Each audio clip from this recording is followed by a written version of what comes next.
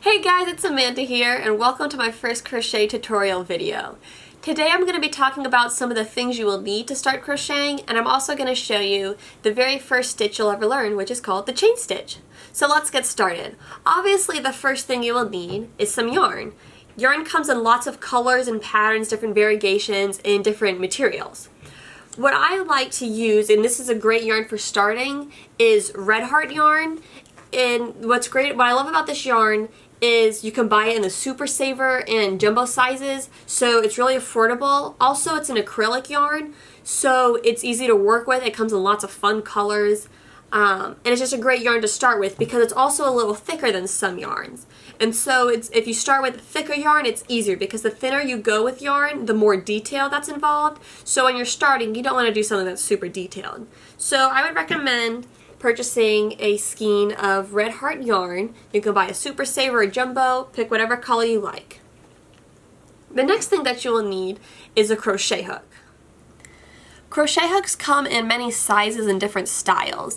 I'll show you some of this that I've got here, which actually this isn't even all of my hooks. I've got a lot more than this, and you see that there's tiny little bitty hooks, and you go to larger hooks, and I'll show you these ones.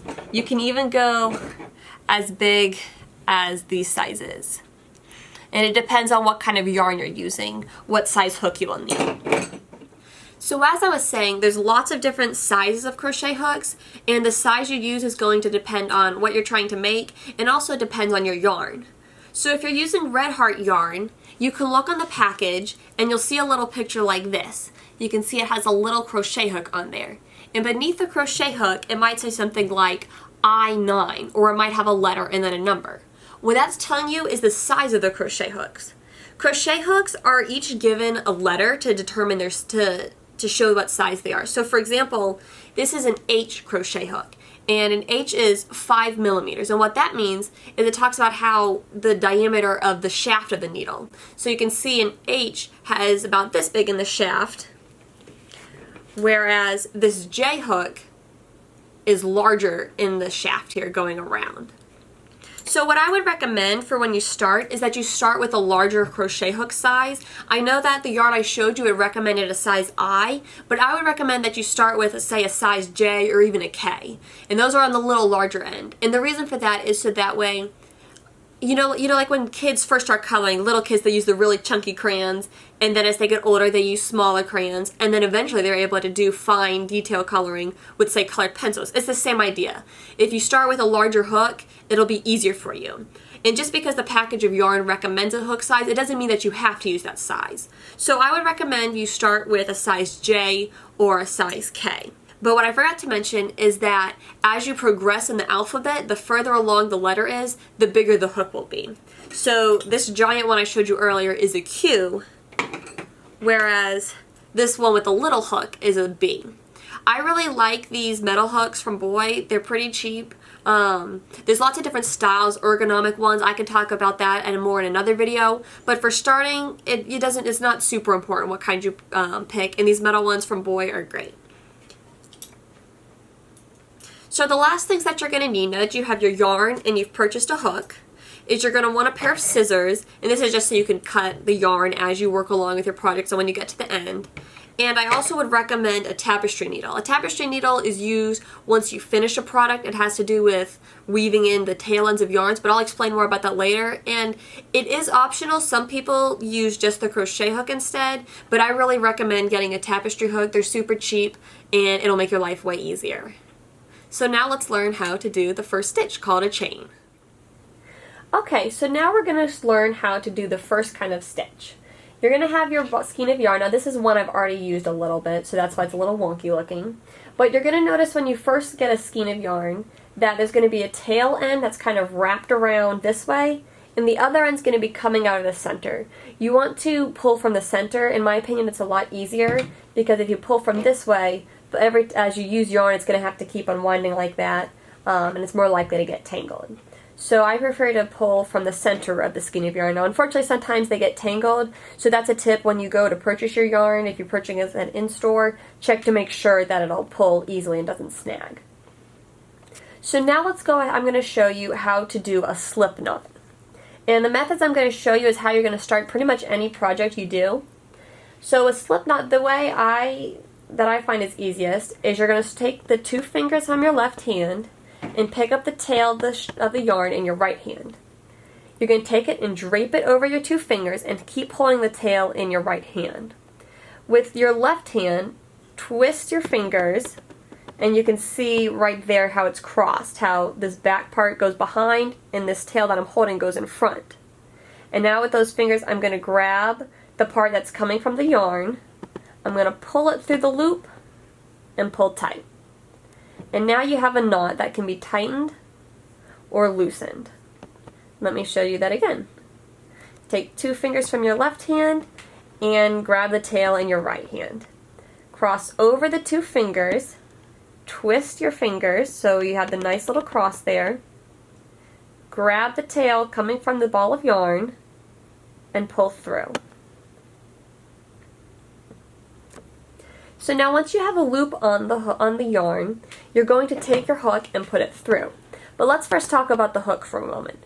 There's lots of different styles for holding the hook, and it also depends on what kind of a hook you buy. Some hooks have larger handles at the base to make it more ergonomically comfortable for you, so they may be shaped to be held a certain way. But the way you hold it isn't super important. It's more your technique when you hold it. So you can hold it, some people hold it like a pencil, some people just kind of grip it like this. I tend to hold it where I have my thumb on top here and these fingers resting gently on the bottom. What is important though is, like I said, how you hold it. So you don't want to grip it super tight and have awkward movements, but you also don't want to hold it so loose that it's going to fall out of your hand. So you want it in your hand where you're holding it securely, but where you're not gripping it. Similarly, with the yarn, you want to hold it in a way that allows the yarn to thread through your fingers without you gripping it tight. Again, there's lots of different methods for holding it. A popular method I've seen that I usually don't do, but it is convenient because it keeps it out of the way while you're crocheting, is to take your pinky, wrap it around the yarn, come up behind your pointer finger, and hold it in the front with your thumb and index finger. The way I usually hold it is I skip the wrap it around your pinky step, and I just come up and hold it in between my middle and my index finger, and also between my thumb as needed. Or you can even just hold it between your thumb and your index finger. Again, the important thing is however you hold it, you want to hold it loosely enough so that way the yarn can feed through your fingers as you work along your project, but you don't want to hold it so loose that it's sagging. So you don't want to grip it, but you don't want to not actually have a grip on it at all. One thing I also want to mention is that I'm teaching a right-handed style to crochet. If you're left-handed, you just switch which hand is doing stuff, so basically try to mirror image everything I do. But if you're crocheting right-handed, you're going to hold the hook in your right hand, and you want the yarn to feed from the left of you. So let's get started. I'm going to hold my yarn the way I showed you guys I hold it, between these 2 fingers, and just gently so it can feed through, but so I still have some tension. I'm going to take my crochet hook and come from the right and insert it through the loop.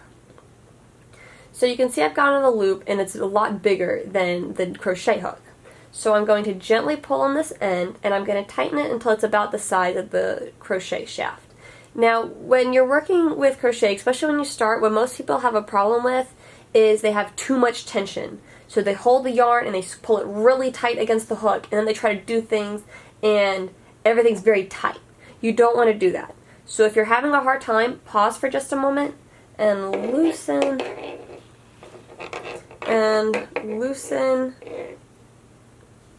the hook again. Actually, I kind of pulled that too tight. Let me take this slip knot out. I put a little too tight there in my explanation. Okay, here we are back at a slip knot. And that's the great thing about a slip knot. If you want to undo it, just pull. So here we are. You have your loop, your hook through the loop, and you want to tighten it so it's about the size. But see how it can still easily slide, unlike my knot that I just made that I couldn't even get undone because it was so tight. When you crochet, you're still holding on to the hook with your right hand, and this yarn stays feeding through these fingers, but you're going to kind of pass the work back and forth between your left hand that's holding the yarn and your right hand that's holding the hook, depending on what part of the stitch you're doing. So when you start with the chain, we're going to, with our fingers out of the bottom of our hook, grab this tail of the yarn. Again, we don't want to hold it so tight that it can't move on the hook shaft, but we want to hold it tight enough so there's some tension so it doesn't move too much. First we're going to do what's called a yarn over. This is when you take the yarn from your left hand, you don't move your hook, and you go from back and move it over the hook to the front. That's what's called a yarn over. So let me show you that again. Take the yarn, go to the back, and wrap it around towards you. You want to make sure that you're not going this way. If you go this way, it's going to be a lot harder to pull the yarn through the first loop you have on here. So you want to make sure you go the correct direction. When you yarn over, always go away and then towards you. So now you can see I have our first loop from the slip knot on my hook, and we have this yarn over loop that we just did. So I'm going to pass this tail from the right hand to the left hand. So now in my left hand I'm holding the yarn that's feeding from the skein of yarn, and I'm holding the tail. Now this is the challenging part, that it's going to feel really weird when you first do it, and this is the part that you might be like, okay, maybe I can't do this, but I promise you if you stick with this, you can learn this, and this is the key to learning to crochet, and you will have a great time. So the idea here is going to be to use the hook to pull this string here through the first loop. So I'm going to show you so you got an idea of what it's going to look like. Ta-da! But now let's talk about how to actually do that. So we have our slip knot and our yarn over. So I'm holding the tail end in my left hand. You can see I have the hook pointing to the top. So I'm going to pull back until the yarn from the feeding from the skein is caught under the hook. And then instead of just pulling straight back, if I pull straight back, it's going to catch both loops. So I want to turn it just slightly so it's pointing down and pull through. And there you go. You have done your very first chain. Congratulations. So now the idea is you're going to do a bunch of these in a row, and you'll have a whole long chain of these stitches. You can kind of see it looks like a little V or a little heart there. And once you do the first one, you're going to do the same thing to make the second one. So let me show you again. We have a one loop already on the hook, and we're going to take our yarn and yarn over from back over the top to the front. We're going to pass the tail to the left hand. We're going to pull the hook back until we've caught it, and then we're going to twist it so it'll fit right through the loop. And now you have two. Let's do it again. Yarn over, back to front, pass the tail, pull back, pull through. And also you might have noticed that I pass this tail of the project that I'm working on back to the right hand before I yarn over. And when I was taught, I wasn't shown it in such detail, but it's something that you just kind of pick up doing, and I found that it helps a lot if you're just told to do that from the beginning instead of trying to figure out how do I pull this through, and it ends up with a big snarl. So you can see we've got a whole bunch of little stitches here called a chain starting.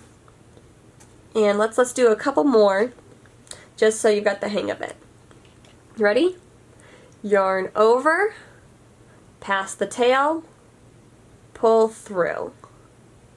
Now I'll show you something else, another tip. Once I've pulled through, I don't want to leave this loop right close to the hook. If I do, you can see how the hook, it tapers as you get closer to the actual hook itself. So if I leave it here, my loop's going to be a lot smaller than if it's back here. Also, if you leave it here, when you try to do a yarn over, you don't have much room to work. So you want to let this slide fluidly up and down the shaft.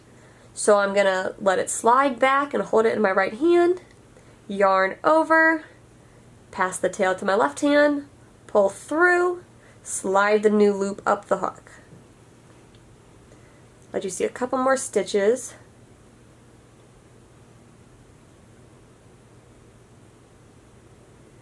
And next thing you know, as you practice, you will have a nice chain of crochet stitches.